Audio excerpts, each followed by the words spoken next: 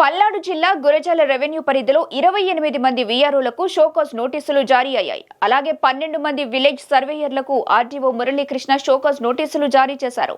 విధి నిర్వహణలో డబ్బులు వసూలు చేస్తున్నారంటూ వచ్చిన ఫిర్యాదులపై చర్యలు తీసుకున్నారు. ఐవీఆర్ఎస్ సర్వేలో వీఆర్ఓలు సర్వేయర్లపై ఫిర్యాదులు రావడంతో చర్యలు తీసుకుంటున్నట్టు ఆయన తెలిపారు.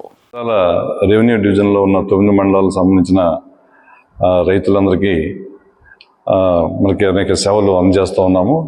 సచివాలయాల ద్వారా పట్టదారు పాస్ పుస్తకాలు కావచ్చు, సర్వే సంబంధించినవి కావచ్చు, తర్వాత క్యాస్ట్ సర్టిఫికేట్లు, ఇన్కమ్ సర్టిఫికేట్లు, చాలా రకాల సేవలు సచివాలయం ద్వారా అందుతున్నాయి ప్రజలకి.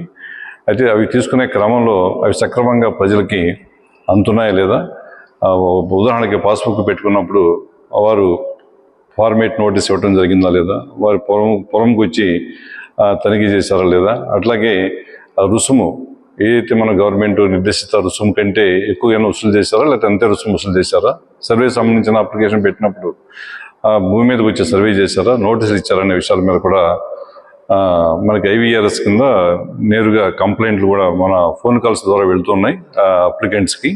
మీరు ఈ విధంగా పలానా పాస్బుక్ పెట్టుకున్నారు, పలానా సర్వే కోసం పెట్టుకున్నారు, మీకు మామూలుగా సేవలు ఏ విధంగా అందుతున్నాయని చెప్పని ఐవీఆర్ఎస్ కాల్స్ వెళ్తూ ఉన్నాయి. వారు కొంతమంది మాకు విఆర్ఓ గారు లేకపోతే సర్వేయర్ గారు వచ్చారు, సర్వే చేశారు, లేదా పాస్బుక్ ఇచ్చారు, మేము సరైన ఎంతైతే మన గవర్నమెంట్ నిర్దేశించిందో అంత రుసుమే చెల్లించామని కొంతమంది చెప్తూ ఉన్నారు, కొంతమంది నోటీస్ ఇచ్చున్నారని చెప్పి చెప్తున్నారు. కొంతమంది అయితే అసంతృప్తిగా చెప్పిన సందర్భం మీద మనకు లిస్ట్ ఒకటి వచ్చింది.